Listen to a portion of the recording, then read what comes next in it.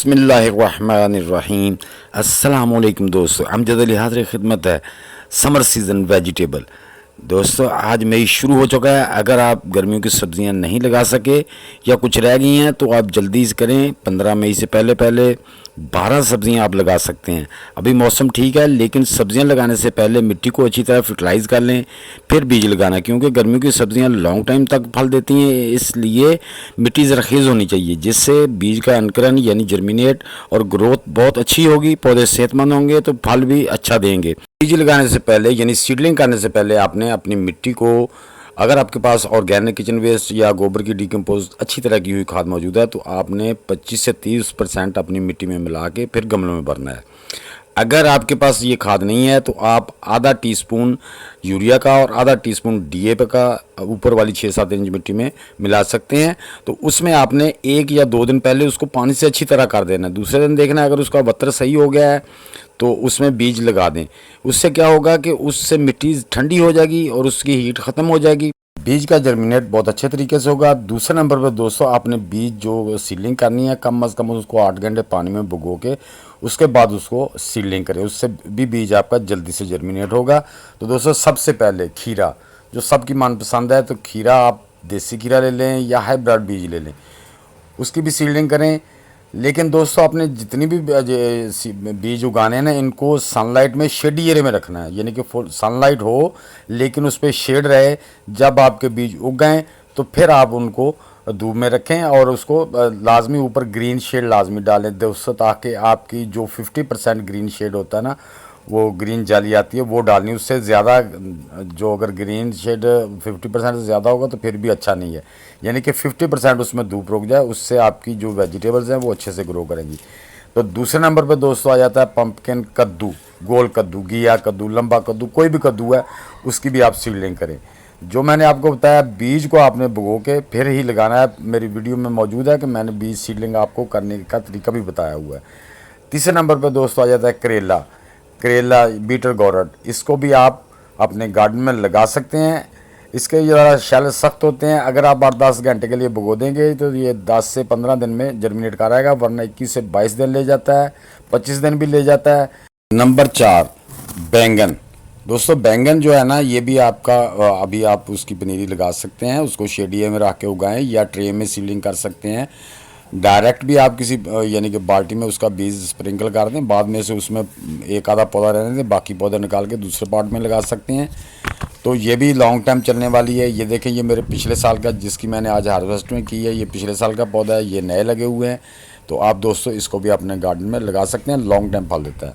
उसके बाद आ जाते हैं स्पोगी ग्रोड, यानी कि घिया तोरी।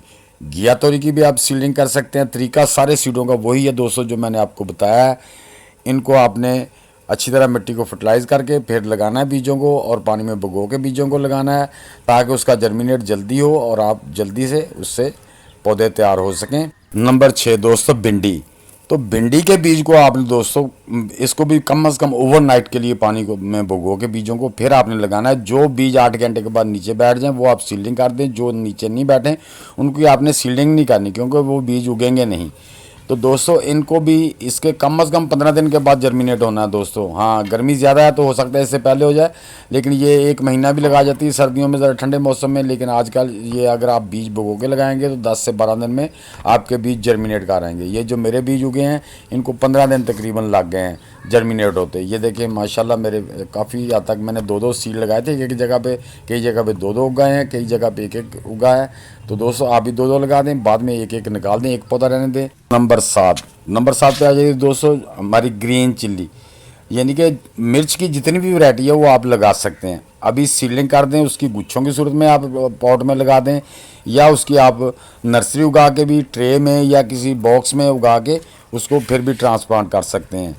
तो इसी तरह दोस्तों, लेकिन मिट्टी को अच्छी तरह फर्टिलाइज़ कर लेना ताकि आपको अच्छा फ्रूट मिले। इसी तरह आप शिमला मिर्च की जो है ना, वो भी आप अभी से पनीरी जो उगा सकते हैं, पनीरी उगा के भी लगा सकते हैं, गुच्छों की सूरत में लगा दें। उसमें बाद में निकाल के बीच में से पौधे उसको अलग करके 1-1 करके पॉट में लगा दें। तो दोस्तों जितनी भी आपकी वेजिटेबल है ना, ये आपने कम अज़ कम मिर्च के लिए 1 फुट का पॉट होना चाहिए। अगर जो आप बेल वाली सब्जियां लगा रहे हैं, वो मैं आपसे रिक्वेस्ट करूंगा, आपका जो पॉट है जिसमें आप लगा रहे हैं सब्जियां, अगर ज़मीन में लगा रहे हैं तो ठीक है, अगर पॉट में लगा रहे हैं तो फिर आपने कम अज़ कम उसका जो है ना 1.5 फुट का पॉट होना चाहिए या ग्रो बैग होना चाहिए। नंबर 9 दोस्तों, टमाटर की पनीर भी अभी आप लगा सकते हैं। एक बीज आता है, बीफ टमाटर उसे कहते हैं, जिसके अंदर वो जब बड़ा होता है, गुच्छा सा होता है, बीज कम होते हैं, वो आजकल गर्मियों में अच्छी तरह सर्वाइव करता है। वो उसका भी आप सीडलिंग करके पनीर उगा के लगा सकते हैं। टमाटर को आपने शेडी एरिया में रखना है, यहाँ पे सनलाइट हो, या आपने ग्रीन शेड के नीचे रखना है, वरना ये सर्वाइव नहीं करेगा।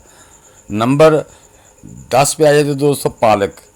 पालक को भी आप अपने गार्डन में उगा सकते हैं। पालक की सीडलिंग बड़े अच्छे तरीके से ये जर्मिनेट कर आती है, जैसे कि मेरी कर रही है। लेकिन दोस्तों एक चीज़ का ख्याल रखना है, इसको किसी जाली के ऊपर से डांप के रखना है। चिड़ियाँ खा जाती हैं। मेरी पहली टोकरियाँ सारी की सारी चिड़ियाँ खा गई हैं ऊपर से, तो मुझे बाद में पता चला। तो इसको आपने जब सीलिंग करनी है तो सीलिंग करके वो एक जाली वाला थैला मिल जाता है जिसमें वो आलू वगैरह आते हैं, वो ऊपर दे दें। इसी तरह दोस्तों आप जो नंबर 11 पे धनिया आ जाता है, धनिया भी आप अपने गार्डन में सारा साल उगा सकते हैं, लेकिन शेडी एरिया में रखें इसको भी। लेकिन इसकी भी सीलिंग करने के बाद दोस्तों आपने इस पर जो जाली वाले आलू रेड सी जाली आती है, वो उससे ऊपर से बास्केट वगैरह या गमले को कवर करके रखें, वरना चिड़ियाँ खा जाएंगी, तो आपको उसका फ़ायदा नहीं होगा। मेरे साथ ये हो चुका है।